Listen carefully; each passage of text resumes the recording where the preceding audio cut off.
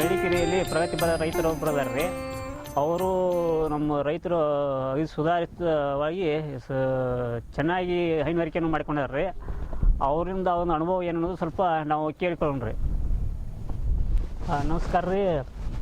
ನಮ್ಮ ರೈತರಿಗೆ ನೀವು ಪರಿಚಯ ಮಾಡಿಕೊಡ್ರಲ್ಲ. ನಮಸ್ಕಾರ ಲಗಮಣ್ಣವ್ರೆ. ನನ್ನ ಹೆಸರು ಗುಳಪ್ಪ ಪಂಡಪ್ಪ ಭಾವಿಕಟ್ಟಿ ಅಂತ. ನಮ್ಮ ಪ್ರಾಪರ್ ಮೆಳಿಕೆರೆ, ಸವದತ್ತಿ ತಾಲೂಕು, ಬೆಳಗಾವಿ ಡಿಸ್ಟಿಕ್. 4 ಎಕರೆ 8 ಗುಂಟೆ ಜಮೀನು ಐತ್ರಿ. ಮುಂದೆ ನಮ್ಮ ಮನ್ಯಾಗ ನನ್ನ 3 ಮಕ್ಕಳು, ನಮ್ಮ ಮಿಸ್ಸಸ್ಸು, ನಮ್ಮ ತಂದೆ, ನಮ್ಮ ತಾಯಿ, ಇಷ್ಟು ಜನ ಇದೀವಿ ನಾವೇ. ಮುಂದೆ ನೋಡಿ, ನಮ್ಮದೇ ಆದ ರೀತಿಯೊಳಗೆ ನಾವು ಪಶು ಆಹಾರವನ್ನು ತಯಾರಿಸ್ಕೊಳ್ತೀವಿ. ಮುಂದೆ ನಮ್ಮಲ್ಲೇ ಬೆಳೀತಕ್ಕಂಥ ಸಜ್ಜಿಗಡ್ಡಿ ಮತ್ತು ಸಜ್ಜಿ ಮೇವು, ಹುಲ್ಮೇವು, ಬದುವಿನಾಗ ಬರ್ತಕ್ಕಂಥ ಮೇವು, ಇದನ್ನೆಲ್ಲ ಕಬ್ಬಿನ ಮರಿ ಹಾಕಿ ದನಗಳು ಮೇಯಿಸ್ತೀವಿ. ನಮ್ಮಲ್ಲಿ 4 ದನ ಅದಾವು. ಅದರಲ್ಲಿ 2 ದೊಡ್ಡ ಆಕಳ, 1 ಸಣ್ಣ ಆಕಳ, 1 ಕ್ವಾಣ. ಮುಂದೆ ಒಂದು 4 ಆಡದಾವು. 4 ಆಡಿನ ಮರಿ ಹೋತದಾವು, 2 ಹೆಣ್ಮರಿ ಇದಾವೆ. ಅವುಗಳಿಗೆಲ್ಲ ನಮ್ಮದೇ ಆದ ರೀತಿಯಲ್ಲಿ ತಯಾರಿಸಿದಂಥ ಪಶು ಆಹಾರನ ನಾವು ಅವಕ್ಕೆಲ್ಲ ಹಾಕ್ತೀವಿ. ನೋಡ್ರಿ ಬಾಯ್ಕಡಿಯವ್ರ, ಪಶು ಆಹಾರ ಅಂದ್ರಿ ಅದ್ರಾಗ ಏನೇನು ಹಾಕಿ ತಯಾರು ಮಾಡ್ತೀರಿ? ಸ್ವಲ್ಪ ನಮ್ಮ ರೈತರಿಗೆ ಹೇಳಿಕೊಡ್ರಲ್ಲ ಅಟ. ನೋಡ್ರಿ ಲಗಮಣ್ಣವ್ರ, ಪಶು ಆಹಾರ ಅಂತಂತಂದ್ರೆ ದನಗಳಿಗೆ ಹಾಕುವಂಥ ಹಿಂಡಿ, ಕಣ್ಣಿ, ಮುಂದೆ ಹೊಟ್ಟ, ದ್ವಿದಳ ಧಾನ್ಯ ಮತ್ತು ಏಕದಳ ಧಾನ್ಯ, ಸಜ್ಜೆ ಇಂಥವೆಲ್ಲ ಮಿಕ್ಸ್ ಮಾಡಿ ಮಾಡೋದಂಥದ್ದು. ಮತ್ತು ಕಾಕಂಬಿ ಅಥವಾ ಬೆಲ್ಲ ಮತ್ತು ಲವಣ ಮಿಶ್ರಣ ಇಂಥವೆಲ್ಲ ಸೇರಿಸಿ ಮಾಡೋದನ್ನು ಪಶು ಆಹಾರ ಅಂತ ಕರೀತಾರೆ.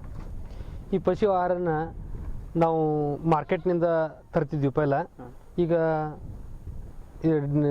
ಡೈರಿ ಒಳಗೆ ಸಿಗ್ತೈತಿ ಇಲ್ಲೇ, ಅದನ್ನು ಅಲ್ಲಿ ಸ್ವಲ್ಪ ತರ್ತೀವಿ. ಅದಕ್ಕಿಂತ ಅಲ್ಲಿ ತರೋದಕ್ಕಿಂತ ನಾವು ಹೆಚ್ಚಿನ ಪ್ರಮಾಣದಲ್ಲಿ ನಾವು ಮನೆಯೊಳಗೆ ತಯಾರು ಮಾಡ್ಕೋತೀವಿ. ಅದೇ ಹೆಂಗೆ ಅನ್ನೋದ ನಿಮಗೆ ನಾವು ವಿವರವಾಗಿ ಪೂರ್ಣ ಹೇಳ್ತೀನಿ.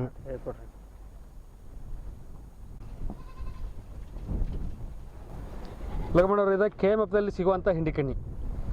ಇದ್ರೊಳಗೆ ಲವಣ ಮಿಶ್ರಣ, ಗೊಂಜಾಳ ಹಿಟ್ಟು, ಗೋಧಿ ಹಿಟ್ಟು, ಜೋಳದ ಹಿಟ್ಟು, ಮುಂದೆ ಹೆಸರು, ಗೋಧಿ, ಕಡ್ಲಿ ಇಂಥವೆಲ್ಲ ದ್ವಿದಳ ಧಾನ್ಯ ಮತ್ತು ಏಕದಳ ಧಾನ್ಯ ಹಿಟ್ಟುಗಳೆಲ್ಲ ಸೇರಿಸಿ, ಇದ್ರ ಜೊತೆಗೆ ಕಾಕಂಬಿ ಸೇರಿಸಿ, ರೆಡ್ ಮಿಡ್ ಕುದಿಸಿ, ಬಾಯ್ಲರ್ದಾಗ ಹಾಕಿ ಕುದಿಸಿ, ಈ ಥರ ಪೆನ್ಸಿಲ್ ಟೈಪ್ ಕಡು ಆಕಾರದೊಳಗೆ ಈ ಥರ ಮಾಡಿ ತಯಾರು ಮಾಡಿರ್ತಾರೆ.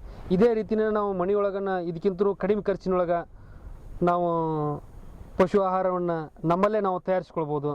ಅದು ಸುಲಭವಾದ ವಿಧಾನ ಐತಿ. ಅದನ್ನು ಯಾರೂ ಈಗ ರೈತರು ಮಾಡೋದಿಲ್ಲ. ಅದನ್ನು ಮಾಡೋದ್ರಿಂದ ರೈತರಿಗೆ ಭಾಳ ಅನುಕೂಲ ಆಗ್ತೈತಿ. ನೋಡಿ ಗುಳಪ್ಪ ಅವ್ರಿ, ಪಶು ಆಹಾರ ಅಂದಿರಲ್ರಿ, ಕಾಳುಗಳು ಯಾವ ಏನೇನು ಹಾಕ್ತಿದ್ರಿ? ಅದನ್ನು ಸ್ವಲ್ಪ ಕಡ್ಲಿ, ಏನು ಇದು ಜೋಳ, ಗೋಧಿ ಅಂದಿರಲ್ಲ, ಅದನ್ನ ಸ್ವಲ್ಪ ನಾವು ರೈತರಿಗೆ ಹೇಳಿಕೊಡ್ರಲ್ಲ ಅಟ. ನೋಡ್ರಿ ಲಗಮಣ್ಣವ್ರ, ನಾವೊಂದು 7-8 ಥರ ಕಾಳನ್ನ ಸೇರಿಸಿ ಪಶು ಆಹಾರನ ತಯಾರು ಮಾಡ್ತೀವಿ. ಅದರಲ್ಲಿ ಮುಖ್ಯವಾಗಿ ಕಾಳಿನ ಇದ್ರೊಳಗೆ ಹಚ್ಚಿ ಹಾಕೋದಂತಂದ್ರೆ ಗೋವಿನ ಜೋಳ. ನೋಡ್ರಿ, ಇದು ಗೊಂಜಾಳ, ಇದು ಗೋಧಿ. ಇದರಲ್ಲಿಯೂ ಸಾಕಷ್ಟು ಪೌಷ್ಟಿಕಾಂಶ ಇರ್ತೈತಿ. ಪಶು ಆಹಾರಕ್ಕೆ ಇದನ್ನು ಮುಖ್ಯವಾಗಿ ಹಾಕಲೇಬೇಕಾಗ್ತೈತಿ. ಇದು ಕಡಲೆ, ಇದು ದ್ವಿದಳ ಧಾನ್ಯದ. ಇದು ಸಾಕಷ್ಟು ಪೌಷ್ಟಿಕಾಂಶ ಇರ್ತೈತಿ. ಇದನ್ನು ನಾವು ಪಶು ಆಹಾರ ತಯಾರಿಸಲಿಕ್ಕೆ ಇದನ್ನು ಉಪಯೋಗ ಮಾಡ್ತೀವಿ. ಇದು ಹುರುಳಿ,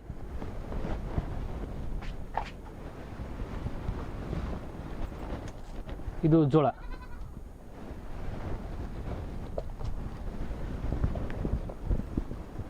ಇದು ರಾಗಿ, ಇದು ಸಜ್ಜೆ,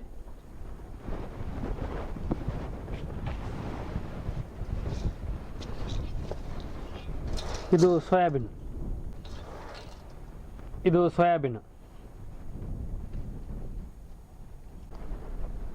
ಇದು ಬೆಲ್ಲ, ಇದು ಹತ್ತಿಕಾಳು ಹಿಂಡಿ, ಇದು ಶೇಂಗಾದ ಹಿಂಡಿ. ಈ ಪಶು ಆಹಾರ ತಯಾರಿಕೆಯೊಳಗೆ ಈ ಹಿಂಡಿ ಮಾತ್ರ ಭಾಳ ಅತಿ ಮಹತ್ವದ ಪಾತ್ರವನ್ನು ವಹಿಸ್ತೈತಿ. ಇದನ್ನು ಹಾಕಲೇಬೇಕಾಗ್ತೈತಿ.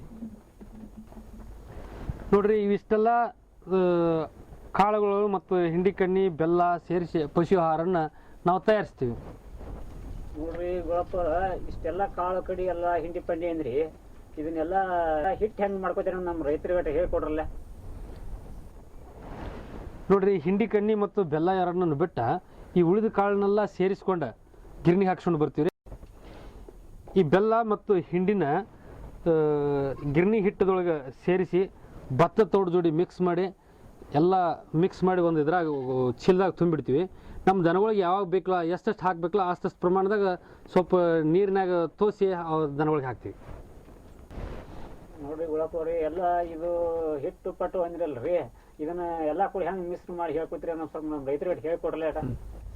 ನೋಡ್ರಿ, ಎಲ್ಲ ಕಾಳನ್ನು ಸೇರಿಸಿ ಗಿರಣಿ ಒಳಗೆ ಈ ಥರ ನಾವು ಬೀಸ್ಕೊಂಡು ಹಿಟ್ಟು ಮಾಡ್ಕೊಂಡು ಬಂದಿರ್ತೀವಿ.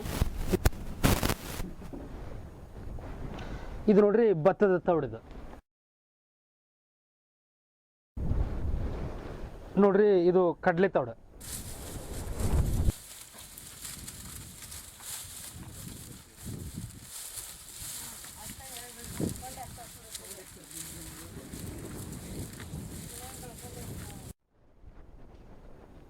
ಇದಕ್ಕೆ ನಾವು ನೀರು ಸೇರಿಸಿ ಮಿಕ್ಸ್ ಮಾಡಿ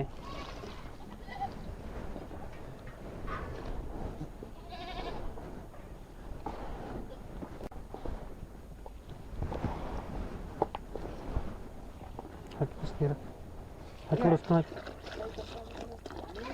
ಇದ್ರಾಗ ತಗೊಳಕ್ಕೆ ಮತ್ತೆ ನೋಡ್ರಿ, ಇದು ಲವಣ ಮಿಶ್ರಣ.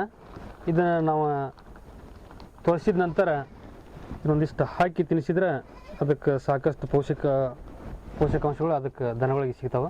ಇದು ಪರಿಪೂರ್ಣ ಪಶು ಆಹಾರ ಅಂತ ತಯಾರಾಯ್ತದೆ. ಇಷ್ಟಾದ್ರೆ ಇದು ಡೈರಿ ಒಳಗೆ, ಮುಂದೆ ಪಶು ಆಸ್ಪತ್ರೆ ಒಳಗೆ ಸಿಗ್ತೈತೆ. ನಂತರ ಮಾರ್ಕೆಟ್ನೊಳಗೂ ಮೆಡಿಕಲ್ ಶಾಪ್ನಾಗೂ ಸಿಗ್ತೈತಿ. ಇದನ್ನು ಒಂದು ದಿನಕ್ಕೆ ಒಂದು 15 ಗ್ರಾಮು 20 ಗ್ರಾಮು ಇದನ್ನು ಹಾಕೋದ್ರಿಂದ ಅತಿ ಉತ್ತಮ ಪೋಷಕಾಂಶ ದನಗಳಿಗೆ ಸಿಗ್ತೈತಿ.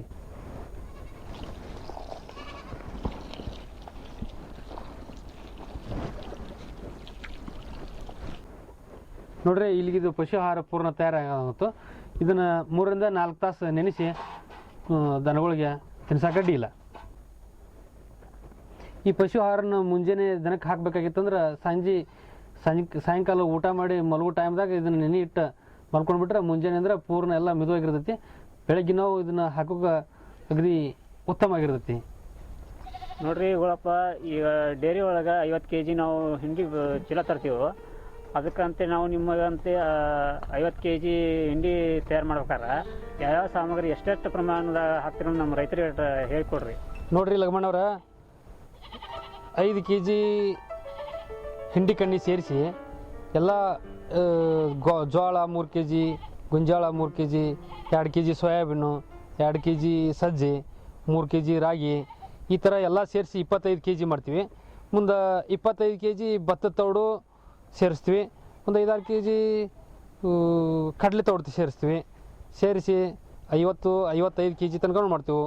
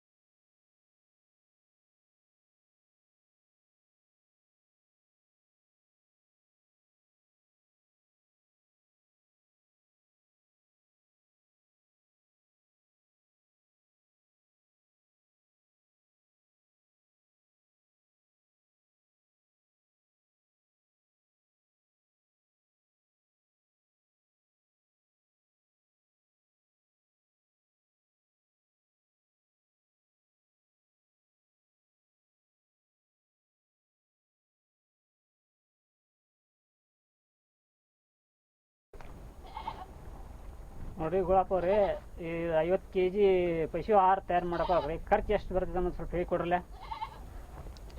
ಇಷ್ಟೆಲ್ಲ ನಾವು ಪಶು ಆಹಾರನ ಉತ್ಪಾದನೆ ಮಾಡ್ಕೊಳ್ಳೋ ಖರ್ಚು 350 ರಿಂದ 400 ರೂಪಾಯಿ ತನಕ ನಮಗೆ 50-55 kg ನಮಗೆ ಸಿಗ್ತೈತಿ 300-400 ರೂಪಾಯಿದೊಳಗೆ. ನೋಡ್ರಿ ಗುಳಪ್ಪರ, ಇಷ್ಟೆಲ್ಲ ತಯಾರು ಮಾಡಿದ್ರಿ, ಇದರಿಂದ ಇಷ್ಟೆಲ್ಲ ಮಾಡ್ಕೊಳಕ್ಕೆ ಏನು ಲಾಭ ಆಕತ್ತೆ ಅನ್ನೋದು ನಮ್ಮ ರೈತರಿಗೆ ಸ್ವಲ್ಪ ಹೇಳ್ಕೊಡ್ರಲ್ಲ. ನೋಡ್ರಿ ಲಗಮಣ್ಣವ್ರ, ಇದನ್ನು ನಾವು ಮನೆಯಲ್ಲೇ ತಯಾರಿಕೆ ಮಾಡ್ಕೊಳ್ಳೋದ್ರಿಂದ ನಮ್ಮಲ್ಲೇ ಇರತಕ್ಕಂಥ ಕಾಳುಗಳನ್ನು ನಾವು ಉಪಯೋಗ ಮಾಡಿ ತಯಾರು ಮಾಡೋದ್ರಿಂದ ನಮಗೆ ಅತಿ ಗುಣಮಟ್ಟದ ಪಶು ಆಹಾರ ತಯಾರಿಕೆ ಆಗ್ತೈತಿ. ಒಂದನೇದು. ಎರಡನೇದಾಗಿ ನಮಗೆ ಒಂದು ಪಾಕೆಟ್ ಹಿಂಡಿ ಕಣ್ಣಿ ಚೀಲ ತರೋದ್ರಿಂದ ನಮಗೆ 600-620 ತನಕ ನಮಗೆ ದುಡ್ಡು ಖರ್ಚಾಗ್ತೈತಿ.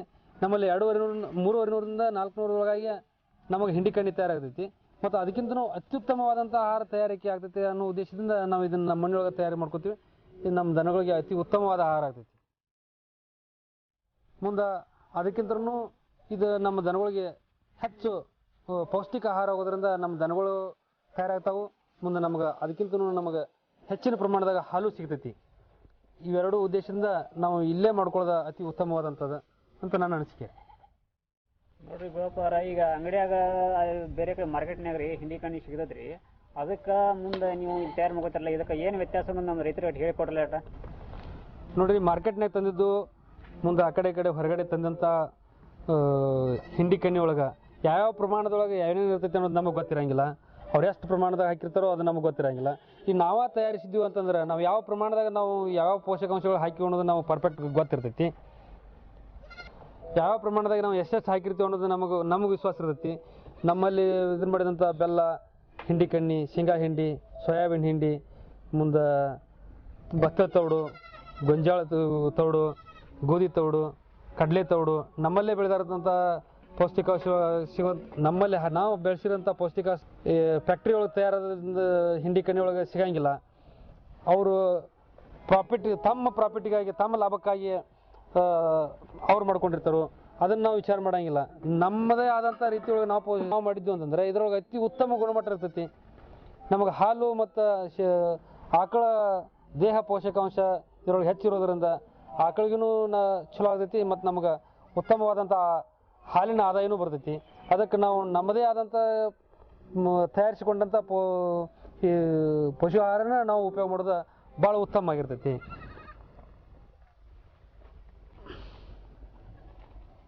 ನೋಡ್ರಿ, ಮನೆಯಲ್ಲಿ ಸ್ವಂತ ಪಶು ಆಹಾರ ತಯಾರು ಮಾಡಿ ಕೊಟ್ಟದ್ದಕ್ಕೆ ಅದನ್ನು ಕೊಟ್ಟದ್ದು ನಮ್ಮ ರೈತರಿಗೆಲ್ಲ ನೀವು ಹೇಳಿಕೊಟ್ರಿ. ಮುನ್ನಾಗಿ ಡಿಜಿಟಲ್ ಗ್ರೀನ್ ಸಂಸ್ಥೆ ವತಿಯಿಂದ ಮತ್ತು ಬೈಪ್ ಸಂಸ್ಥೆ ವತಿಯಿಂದ ನಾನು ಧನ್ಯವಾದಗಳನ್ನು ಅರ್ಪಿಸ್ತೀನಿ.